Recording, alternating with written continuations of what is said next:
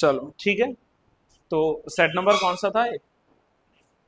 38 था, ठीक है। और सेट नंबर 38 में आपका एक और PYQ, previous year question paper, PYQ भी बोलना चाहिए था, है ना, पेपर भी है ना। तो ये पूछा गया था और उसमें एज यूजुअल हमारा जो सबसे पहले पैटर्न काम करता है वो आता है हिंदी वाले पार्ट को।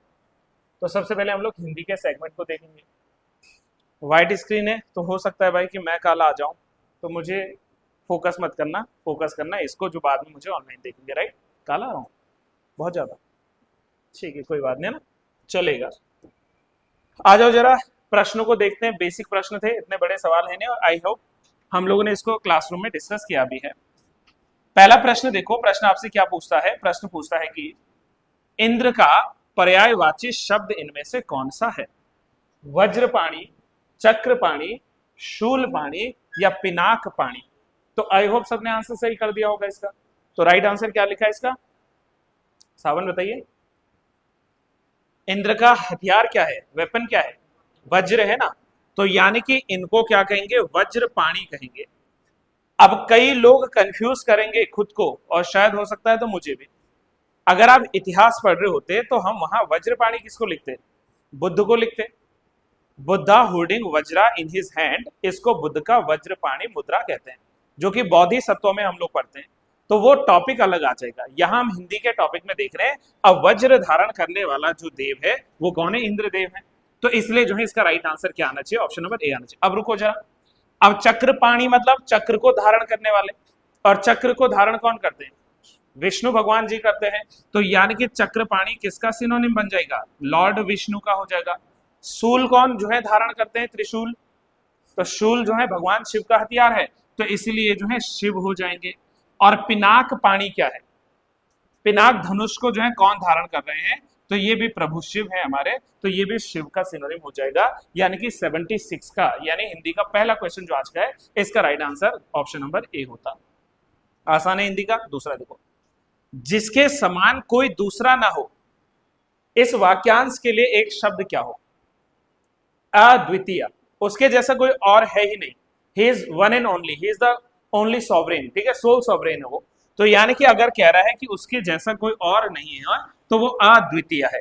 जैसे याद करो, अब मैं थोड़ा इतिहास को कनेक्ट कर रहा हूं। जब हम लोग आंध्र सातवाहन राजवंश पढ़ते हैं तो उसके महान राजा जो हुए थे गौतमी पुत्र सातकर्णी, तो क्या उनकी माता गौतमी ने नासिक अभिलेख में अपने बेटे को नहीं लिखा था अद्वितीय ब्राह्मण?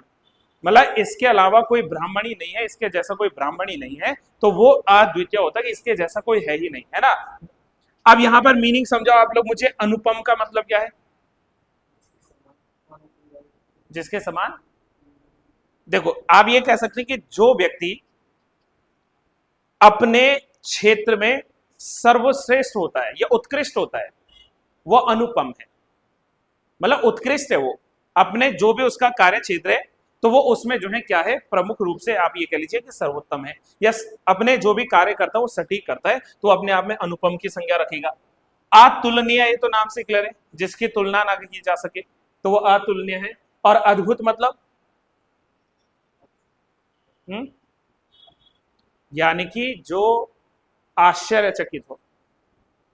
नहीं कहते कि अद्भुत कार्य कर दिया है इसने, कि भाई मुझे तो उम्मीद ही नहीं थी, ये कोई साधारण काम थोड़े ना था, ये असाधारण काम था, ये आश्चर्यचकित एक काम था, तो ये अद्भुत अकल्पनीय कार्य कर चुका है, तो ये अद्भुत होगा, समझो इस बात को। तो इनके राइट आंसर्स में लिखेंगे जिसकी समान कोई नहीं है वह अद्वितीय है।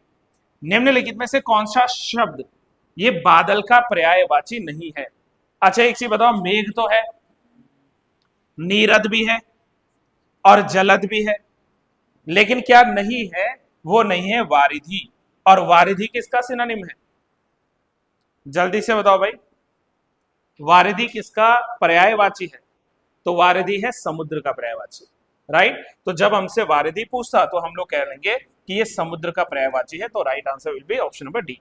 नेक्स्ट आ जाओ, जहां पर कठिनाई से पहुंचा जा सके, पहुंच पाओगे लेकिन पहुंचते समय थोड़ी कठिनाई होगी, तो उस प्लेस को क्या कहते हैं? आंसर थोड़ा आप लोगों के लिए अच्छा है, और आंसर क्या है?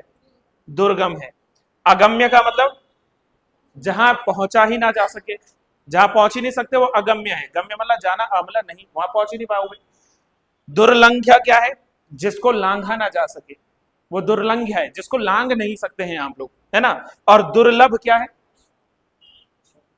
अशुभ नहीं, दुर्लभ, दुर्लभ जो बहुत मुश्किल से प्राप्त हो या जो आसानी से हमें ना मिले, उसको हम लोग क्या कहते हैं? दुर्लभ कहते हैं। नहीं कहते कि जैसे मान लो सडन कोई एनिमल मिला तो न्यूज़पेपर में आ जाए कि एक दुर्लभ प्रजाति की खोज हुई। दुर्लभ मतलब जो आसानी से मिलता ही नहीं था, तो उसकी जो है खोज हो गई, तो वो क्या है? वो दुर्लभ है। तो मेरे ख्याल से यहां तक तो कोई ऐसे टफ सवाल अभी तक आए नहीं है। नेक्स्ट आओ, किंग कर्तव्य विमूढ़, याद आई क्लास जब हम लोग लिख रहे थे, है ना, तो मैंने ये लिखवा रखा है। तो किंकर्तव्य विमूढ़ शब्द का प्रयोग निम्नलिखित में से किस वाक्यांश के लिए किया जाना उपयुक्त है?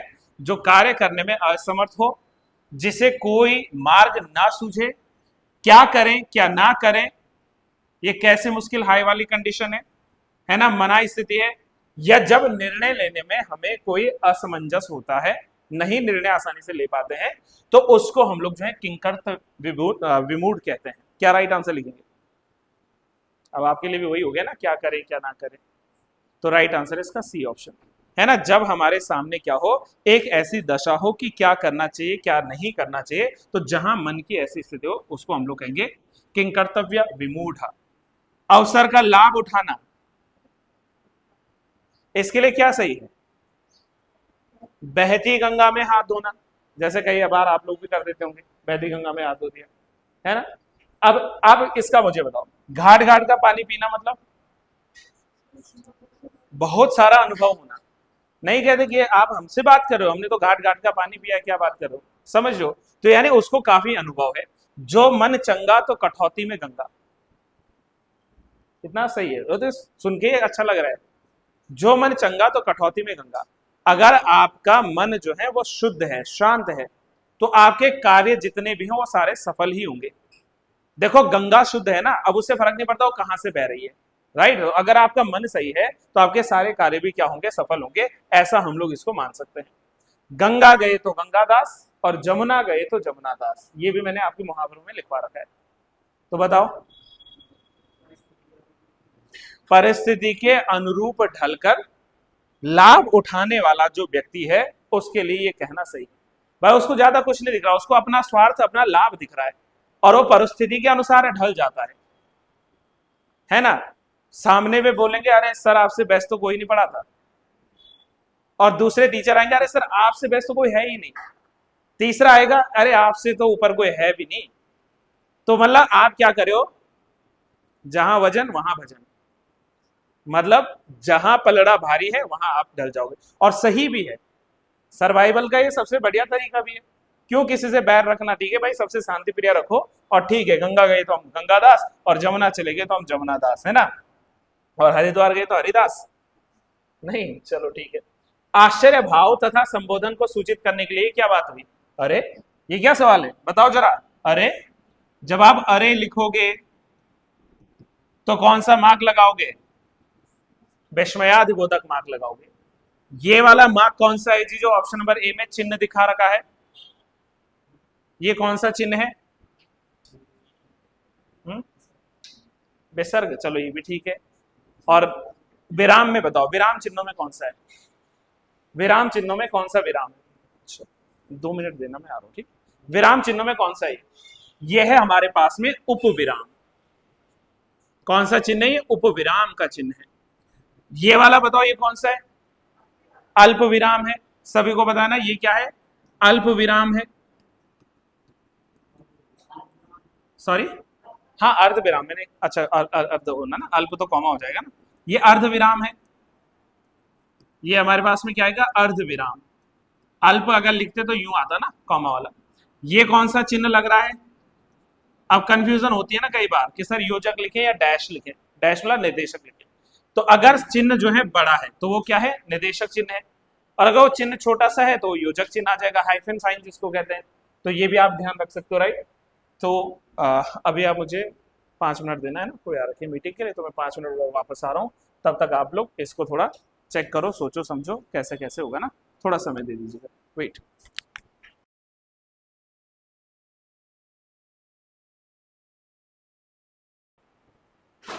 चलिए, तो क्लियर हो गया ना ये वाला। 82nd क्वेश्चन कंप्लीट है। आ जाओ नेक्स्ट क्वेश्चन पे आते हैं। 83rd आपसे क्या पूछता है, ये पूछता है कि लिखते समय भूल गए शब्दों का विवरण को जोड़ने के लिए कौन से चिन्ह का प्रयोग। अब ये कैसे सवाल है भाई, अगर ये चिन्ह हमारे पास में आता है तो हम समझ गए, थोड़ा हंस के बोल देंगे कि ये कौन सा है, हंस पद है। कौन सा है, हंस पद। अब बताओ अवतरण चिन्ह किसे कहते हैं, कौन सा साइन होता है अवतरण का।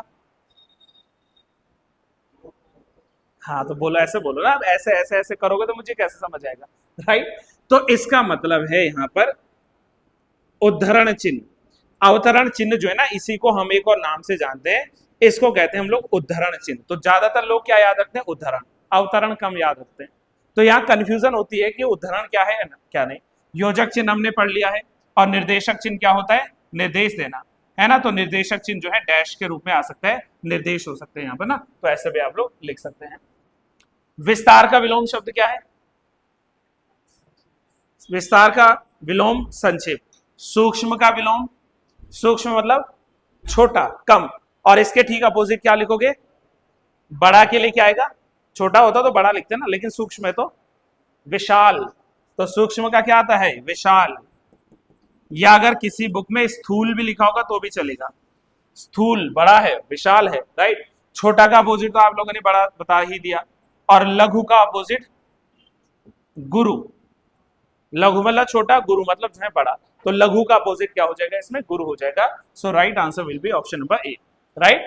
क्लियर हुआ पॉइंट। तो 83rd का राइट आंसर क्या है, बी है। और 84th का राइट आंसर क्या है, that is option number A. Clear है। नेक्स्ट आओ, निम्नलिखित में से एक प्रसिद्ध लोकोक्ति कौन सी है। अब है तो लोकोक्ति ऑलमोस्ट सारी, लेकिन देखो लोकोक्ति एक मुहावरे है, एक लोकोक्ति है, राइट। कचूमर निकलना, ये तो एक मुहावरा है ना। ऐसा नहीं, अगर आपने नहीं बताया तो मार मार के आपका कचूमर निकाल दूंगा, मतलब बुरी तरीके से पिटना। कचूमर निकलना मतलब ऐसे भी कह सकते हैं कि किसी मुसीबत में पड़ना, दुर्दशा में पड़ना। जब हमारी दुर्दशा होती है तो नहीं कहते यार आज तो कचूमर निकल गया, तो दुर्दशा हो गई। या अगर किसी को बहुत पीट दिया तो इसका मैंने कचूमर निकाल दिया, ऐसे तो बोलते हैं सामान्य अर्थ में, कचुम्बर बोलते हैं वो अलग बात है, कचूमर कचुम्बर लाइक दैट। ओखली में सिर देना, मुसीबत में पड़ना, मतलब जो काम मेरे कह लीजिए कि से बाहर था कि भाई मैं क्यों जबरदस्ती पड़ रहा हूं दूसरे की मुसीबत में, तो मुसीबत जो है खुद ब खुद मोल ले लेना, इसका मतलब है ओखली में सर देना, है ना। चाहते तो हम वहां से निकल जाते सुमड़ी कुमड़ी करके, लेकिन जबरदस्ती वहां सर दे रहे हैं तो ओखली में सर देना, यानी कि मुसीबत मोल ले लेना। उल्टी गंगा बहना, अपने स्वभाव के विपरीत जब कार्य करते हैं, तो किसी ने भी कुछ कर दिया, मान लीजिए आप में से सडन कोई कुछ काम कर दे जो उसके व्यवहार के विपरीत है, तो हम यही तो बोलेंगे अरे आज क्या बात है भाई, आज उल्टी गंगा बह रही है, तो उल्टी गंगा बहना मतलब। अब लास्ट में है जो लोकोक्ति है वास्तव में, वो है जीती मक्खी नहीं निकली जाती। तो क्या मरी मक्खी निकल सकते हो, बताओ। जीती मक्खी निकली नहीं जाती, इसका क्या अर्थ हो सकता है सावन।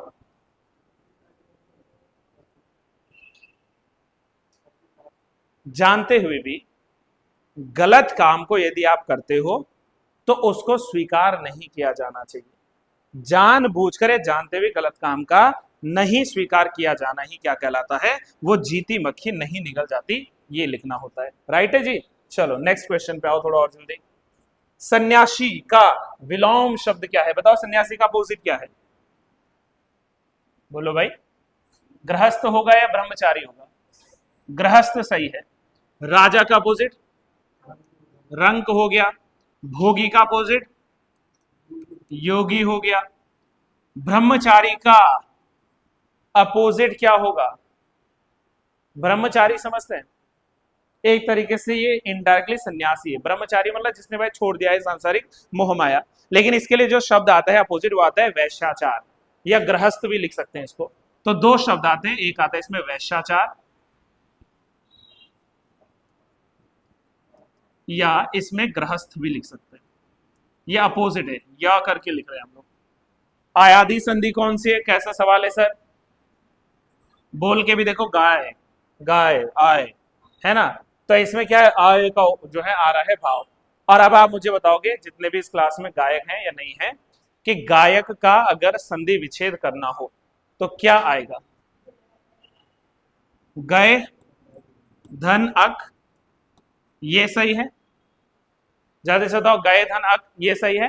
तो ये गायक आ जाएगा। अब बताओ शरणार्थी का संधि विच्छेद क्या करूं मैं? शरण धन अर्थी, और शरणार्थी में संधि कौन सी है?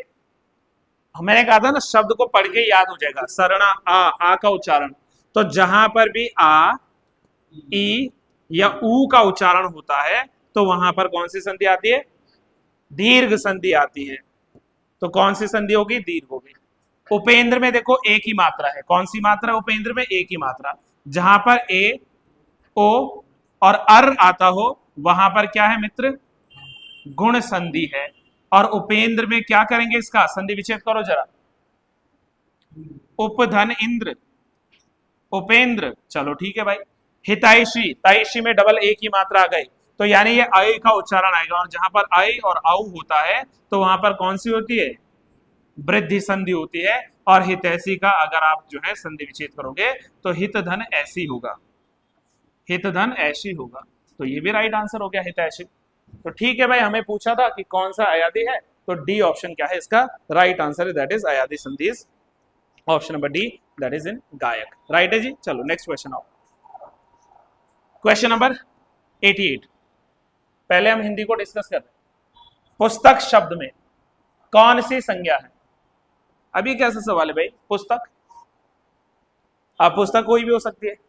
वो रामचरितमानस भी हो सकती है, वो आपकी परीक्षा वाणी भी हो सकती है, वो आपकी लक्ष्मीकांत भी हो सकती है, वो आपकी कॉमिक हो सकती है कोई, वो आपका नॉवेल हो सकता है कोई, तो हमें क्या पता।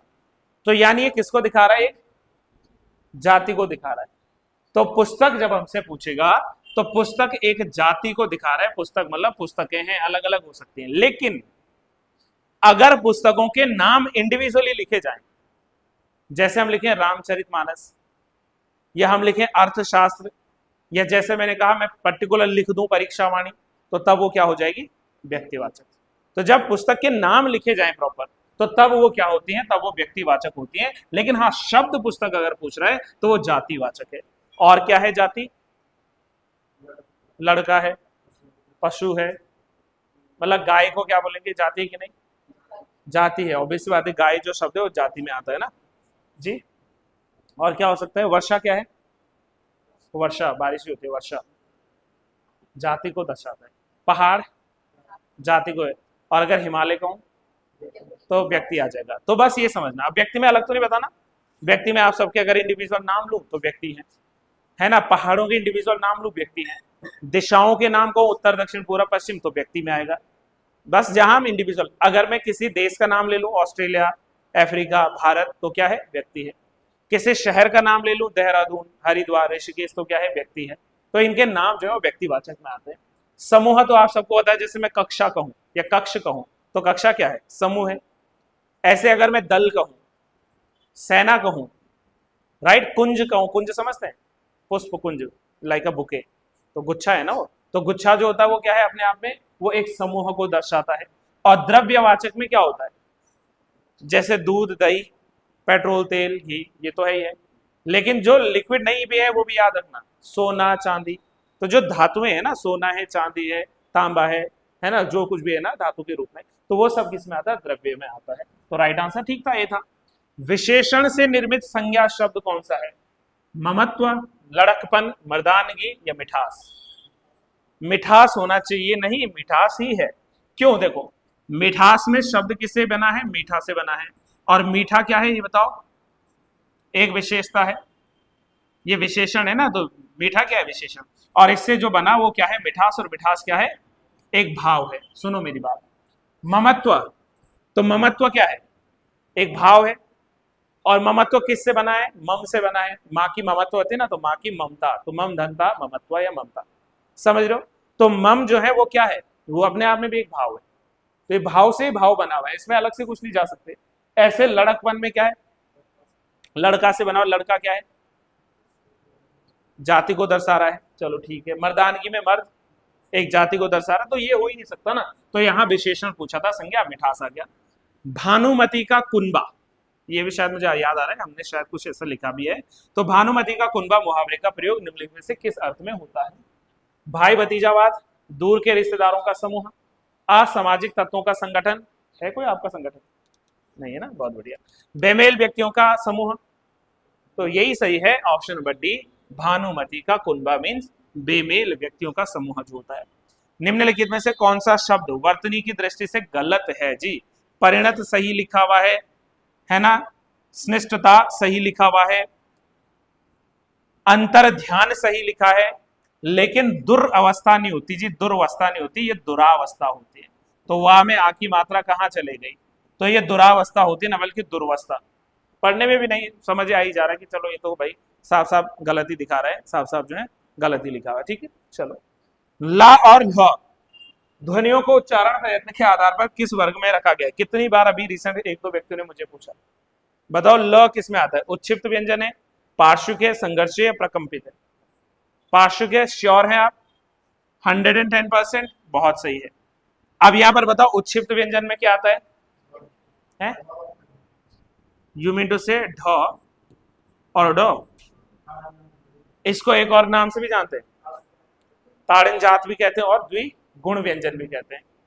अब यहां बताओ जरा कि प्रकंपित में क्या आता है, जिसको लुंठित भी कहते हैं? तो इसमें एक ही आता है र, है ना, र री से ही बना ना, र तो री, तो र से ही बनी है री, तो र जो है र क्या आता है? प्रकंपित या लुंठित आता है। अब संघर्षी क्या है? श श श और हा, और ऊष्म व्यंजन क्या है? वही है, ऊष्म व्यंजन भी वही है। तो इट मीन्स कि हमें जो सही आंसर मिल रहा था ल और ल जो है वो किस उच्चारण में आएंगे? तो पार्श्विक। पार्श्विक का मीनिंग क्या है? पार्श्विक क्यों बोला इन्हें? दांत के पीछे वाले हिस्से से जीभ लगती है। और पार्श्विक, पार्श्विक पता है क्या होता है? जैसे जीभ है ना, निकाल दो जीभ, ये दोनों साइड देखो, तो दोनों साइड पार्श्विक है। ऐसे तो आपने भाई, मैंने कहा ना आसान होता पढ़ना। देखो हमने क्या पढ़ा था? ग्लेशियर पढ़ा था, ग्लेशियर में मोरेन पढ़े थे, हिमोट पढ़ा था, और हिमोट 3 प्रकार के पढ़े थे, जिसमें से पहला पढ़ा था पार्श्विक। तो हाँ, लेटरल वाला। तो पार्श्विक का मतलब जो दोनों साइड में बन रहे। एक ऐसे आया था जो मिड में मध्यस्थ बनता था, और एक आया था सबसे नीचे जो अंत में बनता था। तो पार्श्विक मतलब दोनों साइड से। तो जब ला बोलते हो तो ये जीभ जो है वो आपके दांत के ऊपर की साइड को टच करेगा, और हवा जो है दोनों पार्श्विक जो है बाहर निकलेगी, तो पार्श्विक हो जाएगा। तो ठीक है भाई, राइट आंसर। खैर चलिए नेक्स्ट आओ। इनमें से महाप्राण ध्वनि कौन सी नहीं है? अब इजी था, मैं 100-200 बार बता गया आपको, जिन्होंने नहीं सुना मुझे आज सुन लो। 2 चीज आती है, अल्प प्राण और महाप्राण। आप खुद आंसर देखोगे, मुझे नहीं आता। मैंने कहा कोई एक वर्ग लिख लो, क ख ग घ और ग, ये कोई भी एक वर्ग लिखा मैंने।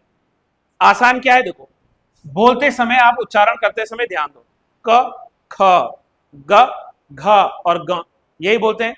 तो भाई जब हम क बोल रहे हैं तो कम समय लग रहा है, ख में ज्यादा समय लग रहा है, ग में कम समय लग रहा है, घ में ज्यादा समय लग रहा है, ग में जो है कम समय लग रहा है। तो जिसको बोलने में कम ध्वनि लग रही है, कम समय लग रहा है, वो क्या है? अल्प है। तो अल्प मतलब प्रत्येक वर्ग का पहला, तीसरा और पांचवा जो होगा वो अल्प प्राण होगा, और प्रत्येक वर्ग का दूसरा और चौथा जो होगा वो महाप्राण होगा।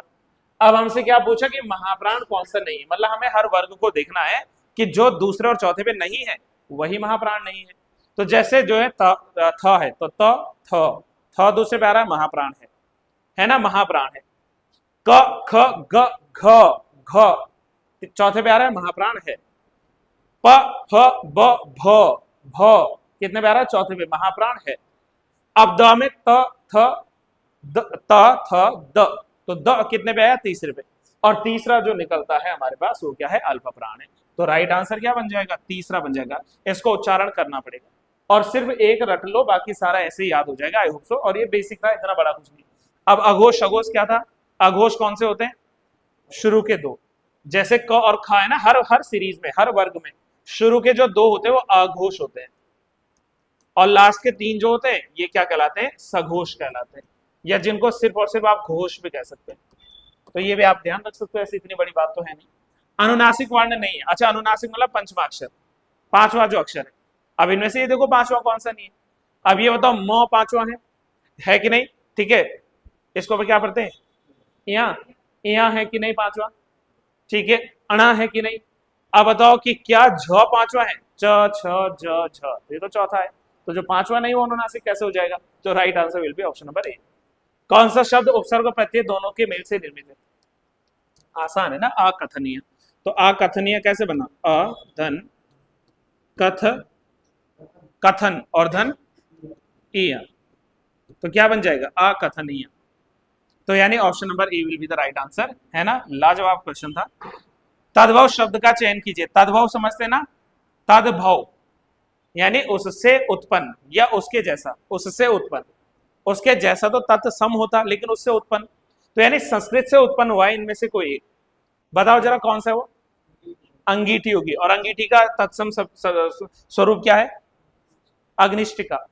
तो अंगीठी का जो तत्सम शब्द है ना वो है अग्निष्टिका। अंगीठी मतलब अग्निष्टिका, अग्निष्टिका। ये क्या हो जाएगा इसका, ये हो जाएगा कौन सा स्वरूप, तत्सम स्वरूप, ध्यान रखना, राइट। अच्छा धनुषाकार जो ये अपने आप में क्या है, तत्सम है, तो इसमें भाई अलग से हमें कुछ जाना नहीं है ना, ठीक हो जाएगा। खप्पर शब्द इनमें से किस कोटि का है, देशज है, विदेशज है, तद्भव है या फिर तत्सम है। ये तद्भव है, तद्भव है, जो है कौन सा, खप्पर। और खप्पर का तद्भव का जो स्वरूप मतलब रियल है तत्सम वो है खरपर, तो ये खरपर हो जाएगा। अब खरपर देव याद आ जाएगा आपको। निम्नलिखित में से तत्सम शब्द कौन सा है, बस लास्ट के 3-4 है, जल्दी आओ। इनमें से तत्सम क्या है, गिद्ध, नेहर, खेत या गोष्ठ। गोष्ठ इज द राइट आंसर। और गोष्ठ का मतलब क्या होता है, अब वो इंग्लिश वाला मत समझना, गोष्ठ, गोष्ठ का मतलब है यहां पर गोठ से, और गोठ शब्द समझना है तो इसका मतलब होता है गौशाला। तो ये गौशाला के लिए इस्तेमाल हुआ है ना, गौशाला के लिए जो है गोठ या गोष्ठ के नाम से हम लोग जानते हैं, है ना। चलिए नेक्स्ट आ जाओ। किस सामासिक पद में संबंध तत्पुरुष नहीं है। अब समास आपके टॉपिक में नहीं है तो ज्यादा परेशान ना हो, मैं आपको बता देता हूं। संबंध का पहले ये बताओ विभक्ति क्या है, का, की, के या रा, री, रे। ये संबंध कारक की विभक्ति है ना, विभक्ति मतलब चिन्ह। अब तत्पुरुष में देखो पनघट यानी कि पानी का घाट। अब इसमें क आया है कि नहीं, है ना, मतलब ये संबंध है, हमें देखना कौन संबंध नहीं है। बैलगाड़ी में क्या है, बैल की गाड़ी या बैल के लिए गाड़ी, ठीक है, बैल की गाड़ी, तो की है यानी संबंध है, या के लिए भी होता तो भी के, का, की, के, तो के में भी संबंध आ रहा था, है ना। काम चोर यानी कि काम का चोर या काम से चोर, जो काम से चोर होता है वो काम चोर होता है। और लास्ट में नहीं, सावन दूसरे की तरफ नहीं देखना, लास्ट में क्या है, संधि का पत्र, संधि कर रहे हैं ना, तो ये भी संबंध है। अब यहां पर क्या है, ये है से।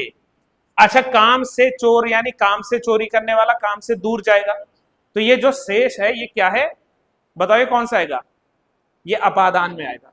ये अपादान में आएगा क्योंकि देखो काम से चोर मतलब वो काम से दूर जा रहा है, और जहां दूर अलग होने की बात आए वहां अपादान कारक होता है, तो इसमें अपादान हो रहा है भाई, आसान था। एंड वन फाइनल क्वेश्चन, जो पढ़ेगा सो ज्ञानी होगा, जो जागत है सो पावत है, और जो सोवत है सो खोवत है, जैसी करनी वैसी भरनी। कितनी बार पढ़ोगी भाई ये, तो इसमें क्या है, संबंध सर्वनाम है। ये थे आपके आज के स्टार्टिंग के 20 क्वेश्चंस। 20 थे, 20 से ज्यादा तो नहीं थे आज हिंदी में। जरा इसको चेक करो क्या क्या आपका स्कोर आया है, अभी बाकी है पिक्चर, ऐसे नहीं खत्म होगी, अभी और भी कहानी बाकी है। चलिए आज ये फिर अब हम लोग बात करते हैं अपने किस सेगमेंट की ओर, जीएस के सेगमेंट की ओर। राइट, स्टार्ट कर लो, रेडी हो ना जी, ठीक है, बढ़िया। हाँ ठीक है, यहाँ भी देखते रहना कि मैं कुछ बहुत ज्यादा ना चमक जाऊं एडिट मार के, है ना, तो देख लेना। तो कह रहा है कि कनिष्क की राजधानी कौन सी थी। अब हम कनिष्क मतलब कौन से राजवंश से, कुषाण राजवंश से। और कुषाणों की राजधानी दो देखते हैं, या कनिष्क की दो राजधानी देखते हैं। कुषाणों की जो पहली राजधानी थी या कनिष्क की जो पहली राजधानी थी दैट वाज पुरुषपुर यानी कि पेशावर आज के टाइम का, और दूसरी राजधानी कहाँ थी, मथुरा में। तो इनकी अगर राजधानी पूछे तो मथुरा तो कहीं ऑप्शन में है भी नहीं ना, तो इट मींस कि अगर पुरुषपुर लिखा हुआ है तो पेशावर इनकी क्या हुआ करती थी, राजधानी हुआ करती थी। अब कनिष्क के बारे में दो चार बातें अगर हम जानना चाहें तो कनिष्क मतलब जिन्होंने शक संवत की शुरुआत की थी, वो स्टार्टेड द शका एरा। और शक संवत की शुरुआत कब हुई थी? 78 AD में हुई थी। और ये बताओ कि कनिष्क के दरबार में प्रमुख विद्वान कौन कौन से थे? जैसे अश्वघोष थे, और नागार्जुन थे, और याद करो भाई, इतने सारे नाम है। आयुर्वेदाचार्य चरक, तो आयुर्वेदाचार्य चरक जो है इनके दरबार में हुआ करते थे। वसुमित्र, जिन्होंने चौथी बुद्ध संगीति की अध्यक्षता भी की थी, वो इनके दरबार में हुआ करते थे। तो वसुमित्र भी जो इनमें से एक ऑप्शन आ जाता है। दूसरी बात, कनिष्क जो था, इन्होंने चाइना के शासक को डिफीट किया था। हान होती डायनेस्टी से बिलोंग करते थे, तो वहां पर जो है पांचाओ नाम था उनका। तो जो पांचाओ था, इस पांचाओ को इन्होंने क्या किया था? डिफीट किया था। कनिष्क ने सिल्क रूट को अपने नियंत्रण में लाया था। कनिष्क के समय ही गंधार कला और मथुरा कला जो थी, इसका भी क्या हुआ था? विकास हुआ था। और इस कुषाण वंश के जो संस्थापक रहे थे वो थे कुजुल कटफिशस। और कुजुल कटफिशस के बाद दूसरा जो व्यक्ति आया था वो था उसका बेटा बीमा कटफिशस। तो कुल मिलाकर कुषाणों में 3 राजाओं के नाम का वर्णन हमें भली भांति मिलता है डिटेलिंग में, बाकी तो वन लाइनर है। ठीक है, चलिए। जैन तीर्थंकर पार्श्वनाथ थे। पार्श्वनाथ का नाम सभी ने सुना है। तो ये कौन से नंबर के थे आप बताओ? 24 में थे, 25 में थे, 23 में थे, या इनमें से कोई भी नहीं थे? तो 23rd थे। और पार्श्वनाथ जी के बारे में आप क्या पढ़ते हैं? देखो, पार्श्वनाथ जी में सबसे पहले, जाओ बेटा जाओ, बेचैनी हो रही है ना? ठीक है, तो पार्श्वनाथ जो थे 23वें नंबर के थे। और ये थे कौन? तो काशी के एक विद्वान थे, इक्ष्वाकु वंशीय राजा भी थे, अश्वसेन। तो उनके बेटे कौन हुआ करते थे? पार्श्वनाथ जी। पार्श्वनाथ जी जिस समय 30 वर्ष की उम्र के हुए, तो उनको रियलाइज हुआ कि भाई मुझे जो है संन्यास धारण कर लेना चाहिए। तो वो जो है घर छोड़कर संन्यास धारण करने निकले, और झारखंड के पास एक पर्वत पड़ता है सम्मेद पर्वत, उस सम्मेद पर्वत पर गए, और 83 दिन तक, 83 डेज तक उन्होंने क्या किया? तप किया। और तब जाकर उनको जो है 83 डेज के बाद ज्ञान हुआ। और ज्ञान जो होता है जैनिज्म में, वो कहलाता है क्या? केवल्य। और उसके बाद ये कहलाए केवलिन। फिर जैसे ये केवल्य प्राप्त हुआ, इनको केवलिन कहलाए, तो उन्होंने निर्ग्रंथ संप्रदाय की स्थापना की। कई लोग कहते हैं कि महावीर ने की, मैं नहीं मानता। ये निर्ग्रंथ संप्रदाय जो था, स्टार्टेड बाय पार्श्वनाथ जी।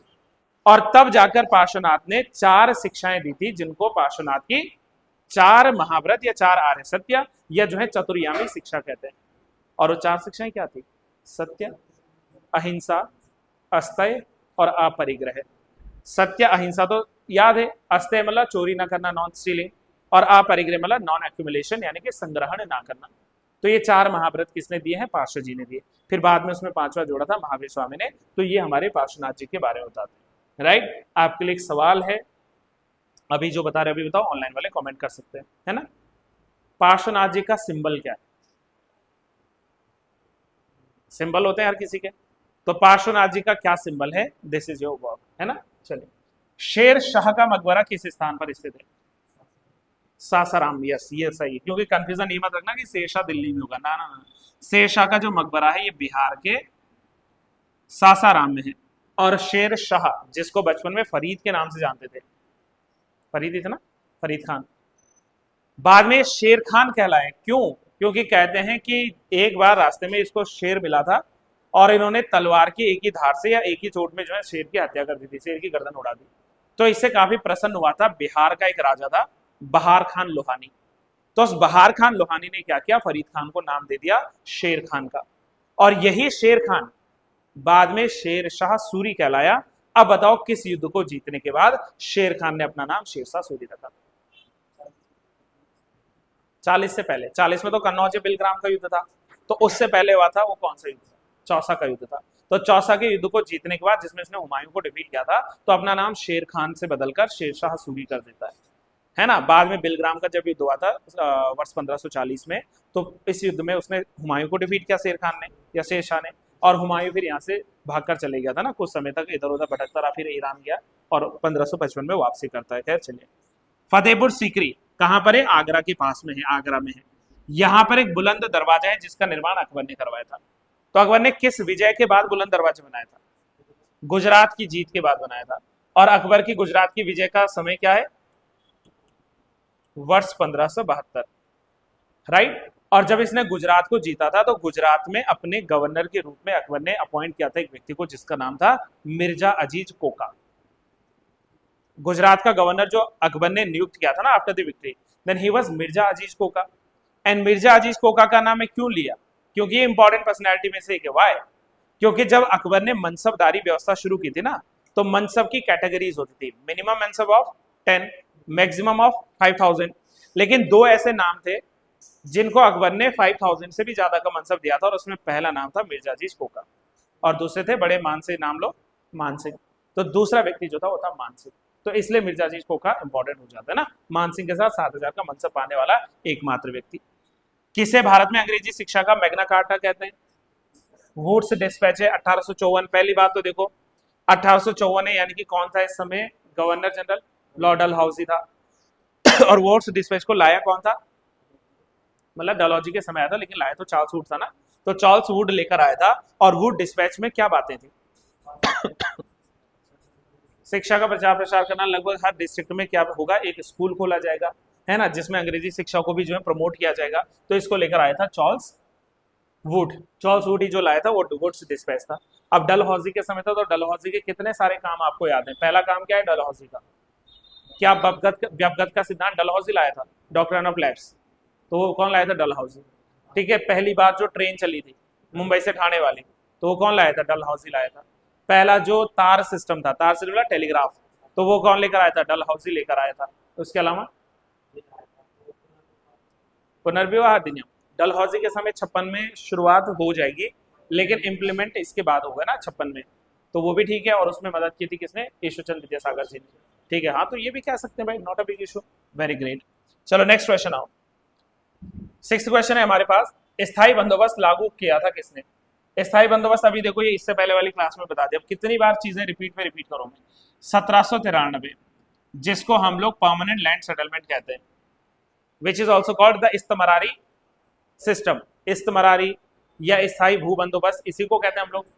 सूर्यास्त प्रणाली भी आएगी इसी में, है ना, सूर्यास्त इसी में था ना, जमींदारी में, इसी में था जमींदारी में ना, कि सूर्यास्त होने से पहले भाई आपको टैक्स जमा करना पड़ेगा, ये कंपलसरी कर दिया गया था। तो इस सिस्टम को कौन लाया था? तो 1793 तक कौन था? कॉर्नवालिस था, 93 में ही रिप्लेस होगा, तो Lord Cornwallis will be the right answer. तो ये भी अच्छा सवाल बन सकता है।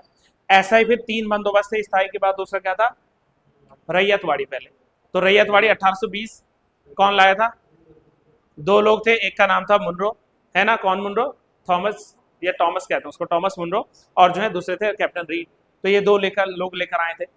इसमें क्या किया था? रैयतवाड़ी में जो जमींदार था उसको हटा दिया, अब सीधे किसान क्या करेगा? कंपनी को टैक्स पे करेगा।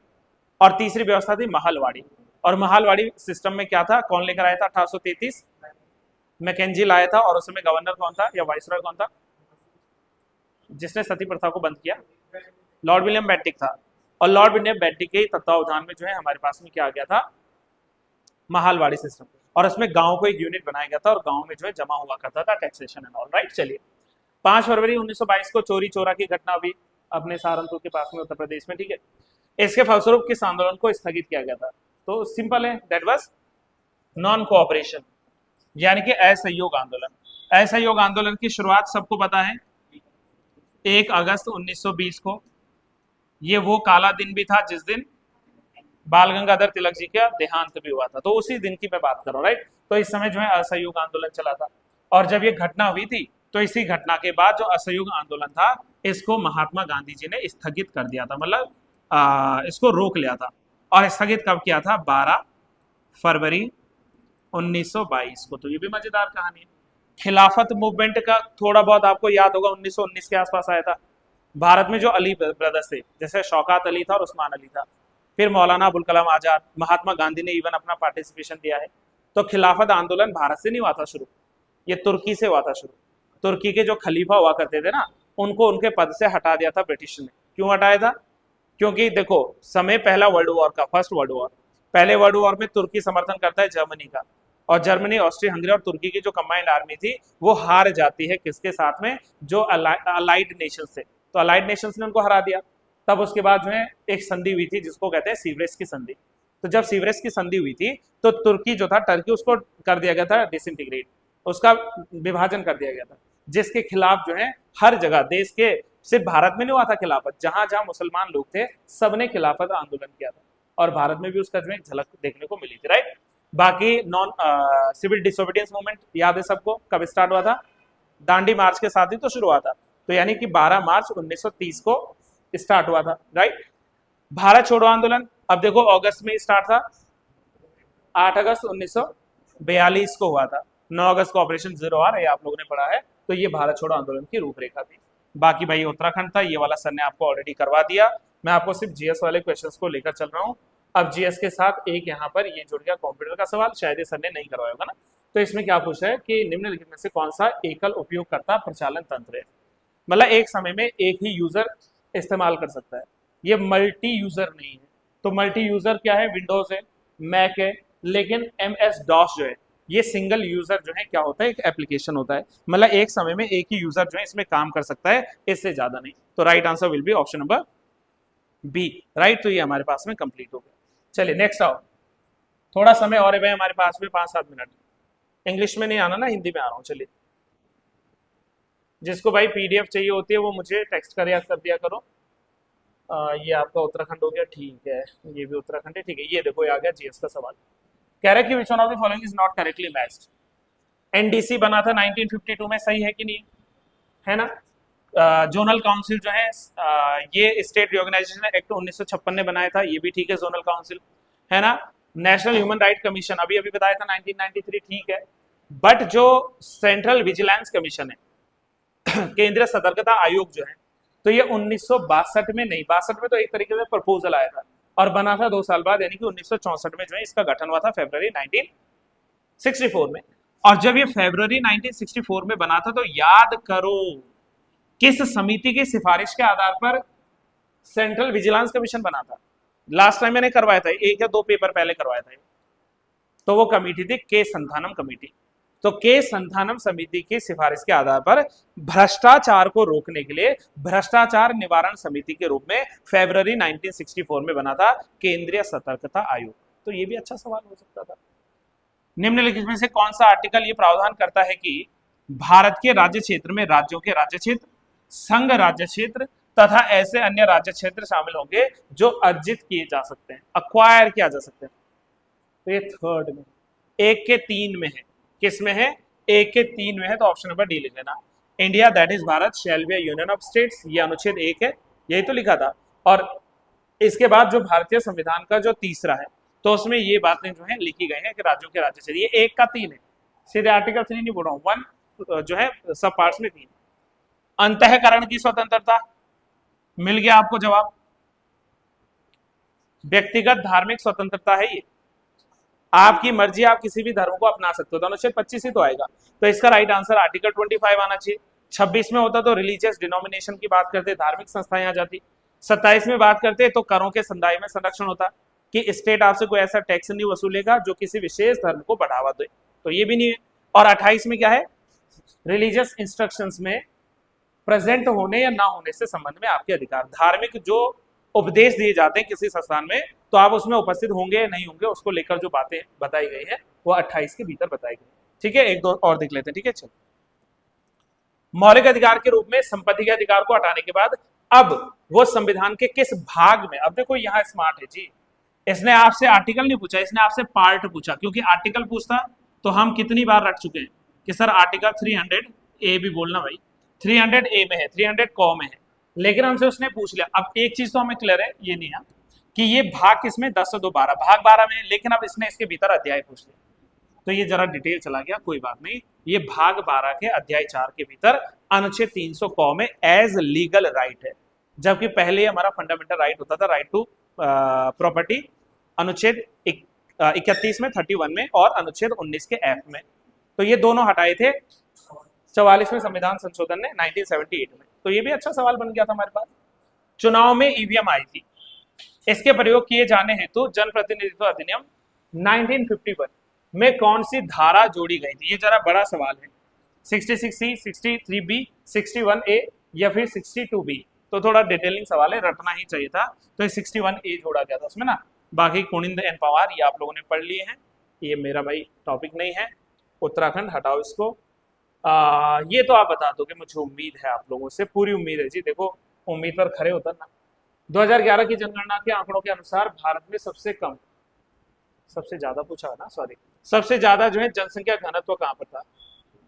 बिहार में था। अच्छा, जनसंख्या घनत्व मतलब पॉपुलेशन डेंसिटी मतलब, हाँ हाँ सही जा रहे हो, प्रति वर्ग किलोमीटर के पास में कितनी जनसंख्या रहती है? तो सबसे ज्यादा कहाँ पर है?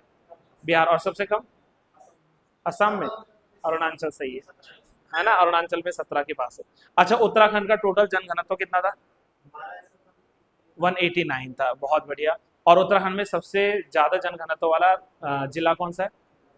हरिद्वार सबसे ज्यादा जनघनत्व, और सबसे कम उत्तरकाशी। सही है, उत्तरकाशी, उत्तरकाशी। तो ये भी सही है ना, तो ऐसे आप लोगों को याद रखना है। तो बहुत बढ़िया।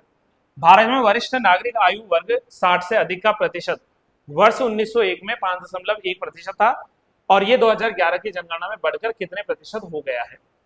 तो ये क्या है आपका? 10.3, 9.5, 8.4 एंड 11.5। एनी आइडिया कि कौन सा इसका सही हो सकता है? 10.3 नहीं, गेस था ना, कोई बात नहीं। तो तुक्का कई बार, ऑप्शन नंबर सी पे चले जाओ।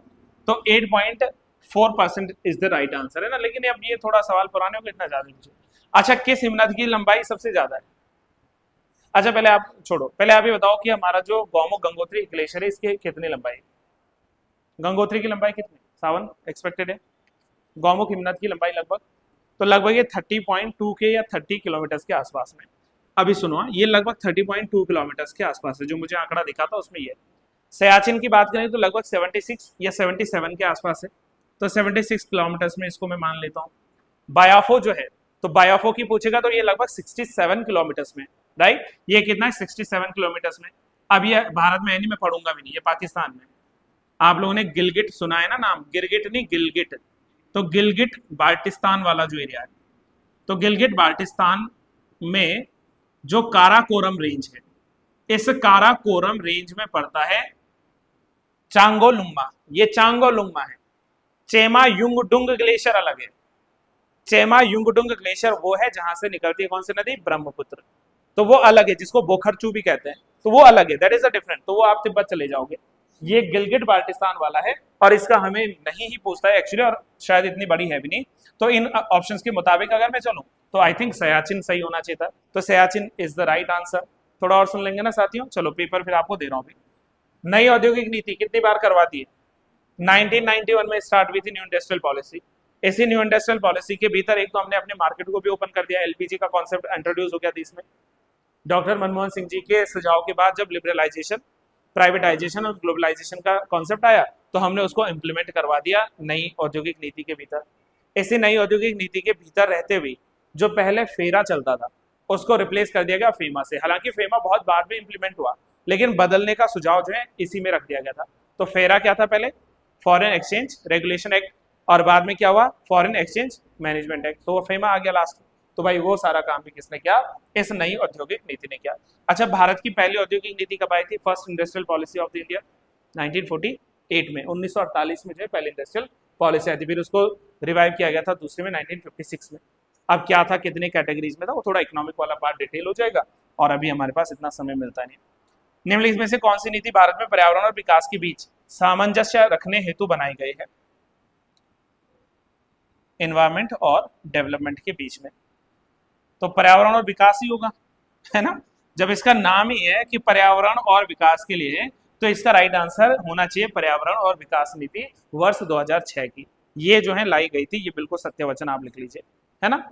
चलो, इस पेज के लास्ट कंप्लीट कर ही लेते हैं। नेक्स्ट आ जाओ। राजस्थान नहर को निम्नलिखित में से किस स्थान से निकाला गया है? राजस्थान नहर का दूसरा नाम पता है ना आपको? राजस्थान नहर का दूसरा नाम पता है? जो आज राजस्थान फीडर, तो इसको पहले बोलते थे, पहले इसका नाम राजस्थान फीडर कैनाल होता था, और आज ये क्या है नहीं बताओगे तो गांधी परिवार नाराज हो जाएगा। इंदिरा गांधी कैनाल। तो इंदिरा गांधी कैनाल जो है ये कहां से निकाली गई है? पंजाब में से। और पंजाब के पास कौन सा है? कौन सा है? हाँ हाँ, बोलो बोलो। हरिकाई बैराज है। और हरिकाई बैराज जो है, ये हरिकाई बैराज सतलुज और ब्यास नदी के संगम पर बना है। तो इसे हरिकाई बैराज से चलेगा। हरिकाई बैराज जो है इससे निकाला गया है पंजाब में, किसमें? सतलुज और ब्यास नदी के संगम में से, है ना। ठीक है, चलिए एक और क्वेश्चन पे आगे बढ़ो। ठीक है, अच्छा ये बताओ जरा कि ये जो इंदिरा गांधी नहर है, इसकी लंबाई लगभग कितनी है? ये लगभग 837 किलोमीटर है, 837 किलोमीटर से, और इसका निर्माण कार्य 1958 में स्टार्ट हो चुका था, राइट। तो ये भी आप देखना। नेक्स्ट क्वेश्चन पे आओ जल्दी से। बॉम्बे हाई क्षेत्र में कनिष्क खेल का पता कब चला था? तो ये वन लाइनर सवाल होते हैं कुछ, ये 1975 का है, तो 1975 इसमें सही लिख देना। बाकी सारे क्वेश्चन आपके उत्तराखंड के हो गए, तो ये मैं यहाँ छोड़ दे रहा हूँ। ये वाला शायद सर ने नहीं कराया ना, क्योंकि ये पॉलिटी है। तो पॉलिटी से सवाल पूछा है कि निम्नलिखित में से कौन सा विषय भारतीय संविधान की 11वीं अनुसूची। अच्छा, 11th schedule is related to Panchayati Raj institution, and total कितने सब्जेक्ट है पंचायती राज में? 29 है, और म्यूनिसिपैलिटीज में कितने? 18 हैं।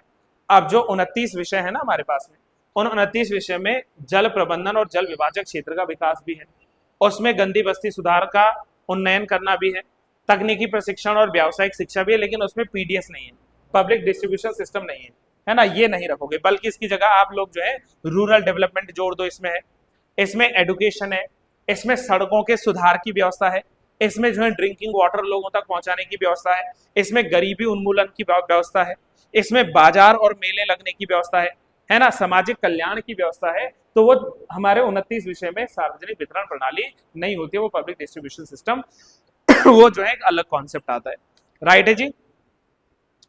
चलिए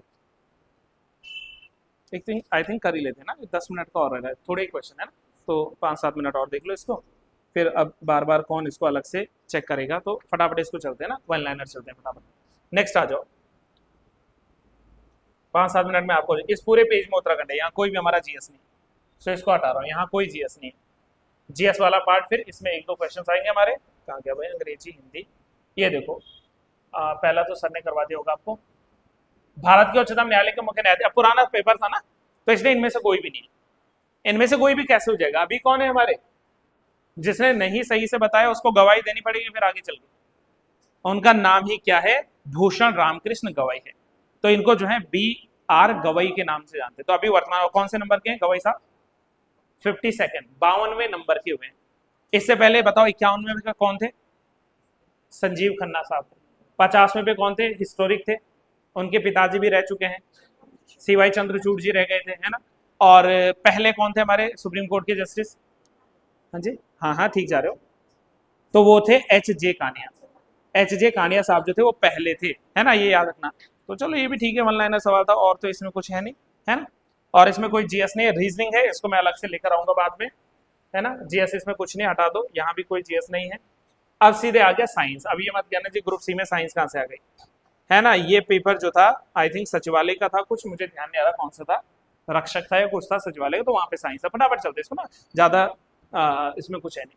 प्रकाश तंतु कार्य करता है, किस चीज का काम करता है सर? ये काम करता है कुल आंतरिक परावर्तन के सिद्धांत पर। आंतरिक परावर्तन का सिद्धांत का मीनिंग आप क्या समझ रहे हैं? आंतरिक परावर्तन यानी कि इसको कहते हैं हम लोग टोटल इंटरनल जो रिफ्लेक्शन होता है। तो टोटल इंटरनल रिफ्लेक्शन पे जो है प्रकाश तंतु जो है वो कार्य करता है। पहले बताओ कि कौन सा निम्नलिखित में से अर्धचालक नहीं है? सेमीकंडक्टर कौन सा नहीं है? ये नहीं है एल्यूमिनियम, क्योंकि एल्यूमिनियम क्या है?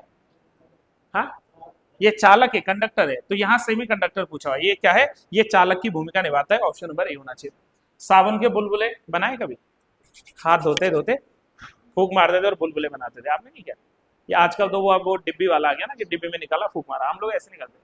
बढ़िया लक्स कोजी का, लक्स कोजी नहीं, लक्स कोजी तो बनियान हो जाएगी, लक्स का साबुन आता था, ठीक है। तो उसको खूब हाथ धोया धोया धोया, बाद में ऐसे करके फूक मारते थे। किया ये काम? किया होगा, ऐसी बात नहीं। तो इसमें जो बुलबुला बनता है ये होता है ड्यू टू द व्यतिकरण। व्यतिकरण का मतलब होता है इंटरफेरेंस ऑफ लाइट। तो लाइट के इंटरफेरेंस के कारण ये रंगीन दिखता है। सवाल क्या पूछा कि रंगीन कैसे दिखता है? तो जो हमारे पास, अच्छा जैसे मान लो बुलबुले कहीं पर, तो वो उसमें लाइट चमकेंगी तभी तो वो दिखेगा ना रंगीन। तो यहाँ पर जो है प्रकाश के व्यतिकरण के कारण ये जो है दिखता है, विवर्तन नहीं आएगा, स्कैटरिंग नहीं हो रहा है, स्कैटरिंग का नहीं होगा, व्यतिकरण। जिप्सम कैसे प्राप्त होता है? जिप्सम का सीधा तरीका कि प्लास्टर ऑफ पेरिस को पानी के साथ मिला दो। अच्छा, बहुत याद करवाते थे हमारे मास्टर, प्लास्टर ऑफ पेरिस का फॉर्मूला CaSO4 हाफ H2O, ये अभी तक याद है ना? हाँ, तो CaSO4 हाफ H2O, ये प्लास्टर ऑफ पेरिस का फॉर्मूला। क्या होता है इसमें? प्लास्टर ऑफ पेरिस का काम क्या है? अच्छा, हड्डी जोड़ने में कौन सा प्लास्टर लगता है? यही लगता है। देख लो भाई, अभी मैंने डॉक्टर पे जाना है, हड्डी वड्डी टूट गई थी मेरी कल परसों में ना, चलो ठीक है। हमारे शरीर का कौन सा भाग गंदे रक्त का शोधन करता है? अब शुद्ध हिंदी हो गई, अंग्रेजी तो नहीं दिखानी इसकी। 66, एक बार जरा अंग्रेजी पढ़ना पड़ेगा इसका, रुको जरा। Which part of our body filters the dirty blood? Easy हो गया। किडनी का काम क्या है? फिल्टर को करना है किसको? ब्लड को। तो right answer will be option number D. Which of the following layer is the atmosphere is the nearest of the earth surface? तो सबसे पहले क्या आता है? ट्रोपोस्फेयर आता है। तो क्या याद कराया था? Thank you so much that's. तो ट्रोपोस्फेयर, देन स्ट्रेटोस्फेयर, फिर mesosphere, thank you so much हो गया ना। और क्या आया? द, यानी कि थर्मोस्फेयर और एक्सोस्फेयर। तो ये आ गई। और जितने भी वेदर फिनोमिना हो रहे हैं सब ट्रोपोस्फेयर में ही हो रहे हैं, है ना, बस सारा काम ट्रोपोस्फेयर का है। On which part of the human eye the image of any object is formed? Cornea में, आइरिस में, प्यूपिल में, या रेटिना में? Retina is the right answer, that is D. Energy currency of cell क्या है? ATP है। And ATP की full form adenosine triphosphate. तो adenosine triphosphate is the right answer. On the other side mitochondria is also called the power house of the cell. अच्छा बताओ कि cell की खोज किसने की थी? कोशिका किसने खोजा था? रॉबर्ट हुक ने खोजा था। अच्छा अब ये बताओ कि सुसाइडल बैग या सुसाइड बैग ऑफ सेल कौन है? Suicide bag lysosome. तो लाइसोसोम जो होता है वो क्या होता है? सुसाइडल बैग होता है, राइट। अच्छा have you ever heard about the chromatin? What is chromatin? Chromatin जो है सेल के भीतर एक धागे नुमा संरचना होती है, और वो जो क्रोमेटिन होता है वही जो है हमारे पेरेंटल कैरेक्टर्स को कैरी करता है, विच मीन्स की जो डीएनए है। तो जैसे पहले क्रोमेटिन होता है, क्रोमेटिन में ही डीएनए होगा, और डीएनए जो है वो जीन का एक पार्ट होता है, तो उसको हम लोग क्रोमेटिन के नाम से जानते हैं। अच्छा ये बताओ प्लांट सेल और ह्यूमन सेल में डिफरेंस है? अच्छा प्रोकैरियोट्स एंड यूकैरियोट्स सेल में क्या एक मेजर डिफरेंस है? Major difference in between a prokaryotic cell. अच्छा अच्छा ये बताओ कि न्यूक्लियस किस में एब्सेंट है? प्रोकैरियोट में या यूकैरियोट्स में? प्रोकैरियोट में एब्सेंट है और यूकैरियोट्स में क्या है? प्रेजेंट है। ठीक है, बिल्कुल सही है। और कौन सी सेल साइज में बड़ी होगी, प्रोकैरियोटिक या यूकैरियोटिक? थोड़ा थोड़ा कभी पढ़ा था लेकिन अब भूल गए हैं, ठीक है। कॉलर अगर इंपॉर्टेंट हुआ तो पिक कर लेना, ठीक है। चलिए ये भी ठीक हो गया। और पर देखो अब पूछने को तो बहुत सारी चीजें याद आ रही है कि सेल वॉल किससे बनी होती है, गोल्जी बॉडी का मेन काम क्या है, या तो सेल्यूलोज की होती है या तो काइटिन की बनी होती है। गोल्जी बॉडी क्या काम करती है ना, राइबोसोम्स के क्या काम होते हैं, तो राइबोसोम होते हैं उसके भीतर, है ना। साइटोप्लाज्मा किसमें किसे कहते हैं, तो मतलब बहुत सारी चीजें अब याद आ रहा है मुझे अपना वो साइंस बैकग्राउंड एक टाइम पे पढ़ा था कभी 12th में। खैर चले वो ज्यादा, यहाँ आओ जल्दी करो भाई। देखो अब जितना ज्यादा समय लगाओगे उतना ज्यादा मैं प्रश्न पूछूंगा और उतना ज्यादा हमें क्लास को खींचना पड़ेगा। अब ये बताओ कि विटामिन से सवाल बना है कि which one of the following vitamin is soluble in water? जल में कौन सा विटामिन घुलनशील है जी? B, okay. विटामिन बी और ऑप्शन बी दोनों एक ही है, तो option B is the right one, vitamin B.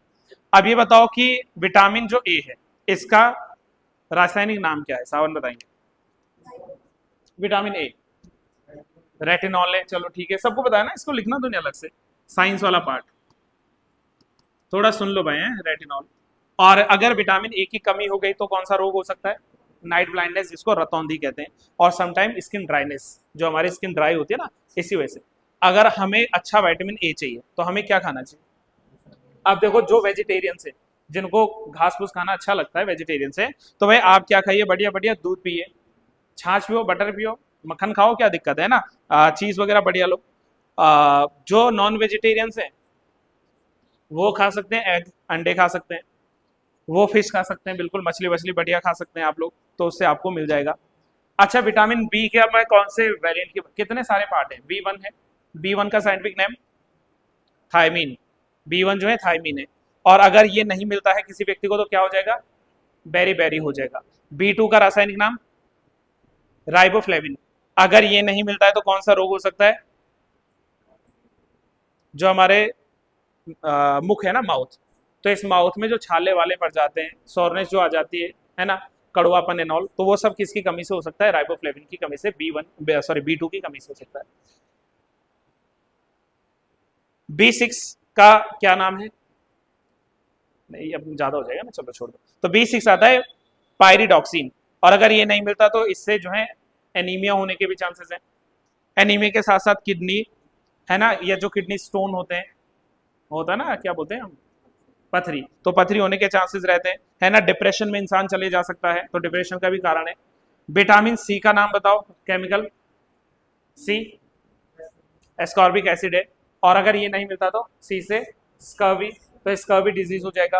Vitamin D का नाम, vitamin D calciferol, very good. और कैल्सीफेरॉल अगर नहीं मिलता हमें तो क्या हो सकता है, रिकेट्स हो सकता है बच्चों में, बच्चों में होता है रिकेट्स। और अगर बड़ों की बात करेंगे तो ऑस्टियोमलेशिया, डिजीज सेम है, बस नेम उनके अदर है। वो मतलब जो हमारी बॉडी है ना, उसमें पैरों में थोड़ा सा क्या आ जाती है, वीकनेस आ जाती है, तो कई बार बच्चों के पैर जो है टेढ़े होने के चांसेस हो सकते हैं, तो वो रिकेट रिकेट कहलाती है। और बड़ों में जो है वही डिजीज जो होती है उसको जो है ऑस्टियोमलेशिया के नाम से जानते हैं। विटामिन ई का नाम जल्दी बताओ, विटामिन ई का केमिकल नेम टोकोफेरॉल। और जो टोकोफेरॉल है अगर ये नहीं मिलता है तो क्या हो सकता है सर, इसमें न्यूरोलॉजिकल प्रॉब्लम्स आ सकती हैं, या रिप्रोडक्शन को लेकर, प्रजनन जो तंत्र है उसको लेकर प्रॉब्लम्स आ सकती है अगर किसी को विटामिन ई नहीं मिलता। और विटामिन के का नाम क्या है, फाइलोक्विनोन, तो विटामिन के इज फाइलोक्विनोन। और अगर किसी को विटामिन के नहीं मिलता तो क्या होता है, ब्लड क्लॉट नहीं हो पाता। जैसे अगर हम गिर गए, हमें चोट लग गई, तो खून कंटिन्यू बहता रहेगा जब तक पूरा खून ही ना निकल जाए शरीर से, जो कि घातक है, ऑब्वियस सी बात है। तो इसलिए विटामिन के का होना भी जरूरी है। किसी व्यक्ति में अगर विटामिन के की कमी है तो आप सोयाबीन खाओ, आप जो है वेजिटेबल खाओ, जो हरी सब्जियां होती हैं बढ़िया ढंग से खाओ, आप डेयरी प्रोडक्ट जितना ज्यादा ले सकते हो लो। अब आप नॉन वेजिटेरियन नहीं है तो मैं मीट खाने का नहीं बोलूंगा, वरना मीट मांस एंड ऑल, इससे भी जो है बन सकता है आपके शरीर में विटामिन के। अब देखो बहुत ज्यादा चलेगी हमें इसमें ना, चलिए। Why firewall is used in the computer, firewall का काम क्या है, सिक्योरिटी का काम है, ऑप्शन डी लिख लो। यूआरएल कितनी बार पूछेगा, यूनिफॉर्म रिसोर्स लोकेटर लिखूं या यूनिफॉर्म रिकॉर्ड लोकेटर लिखूं, डी लिखूं, D option will be the right answer, option number D इसको सही कर दीजिएगा। नेक्स्ट आते हैं कि identify which is not a networking device, आप पहचान कीजिए जो नेटवर्किंग डिवाइस नहीं है। तो नेटवर्क डिवाइस नहीं है, ट्रैफिक एनालाइजर, तो traffic analyser will be the right answer, that is option number B. LAN जो है, लैन का क्या काम है जी, which allow LAN users to share data, data share करने के लिए लैन का इस्तेमाल जो होता है ये फाइल सर्वर में होता है, तो लास्ट आंसर क्या होगा, डी। और केमिकल फॉर्मूला क्या है लाफिंग गैस का, लाफिंग गैस का नाम बताओ पहले कौन सी है, नाइट्रस ऑक्साइड है। एंड नाइट्रस ऑक्साइड क्या है, नाइट्रस ऑक्साइड, तो N2O will be the right answer, option number क्या लिख देंगे आप, सी लिख लेंगे ना। बस एक लास्ट पेज का अच्छा हो गया, ये लास्ट था, तो बस हो गया आपका भाई काम, है ना। तो आपका तमाम काम हो गया, या आपका काम तमाम हो गया, आप जानो। तो this is all for today, and set number 38 था, अब आपने आज ही सेट नंबर 39 देना है। जिन्होंने प्रैक्टिस सेट ले रखे ना, तो वो पेपर दीजिए, बाकी लोग जा सकते हैं, और कल मुलाकात करते हैं, ठीक है, चलिए।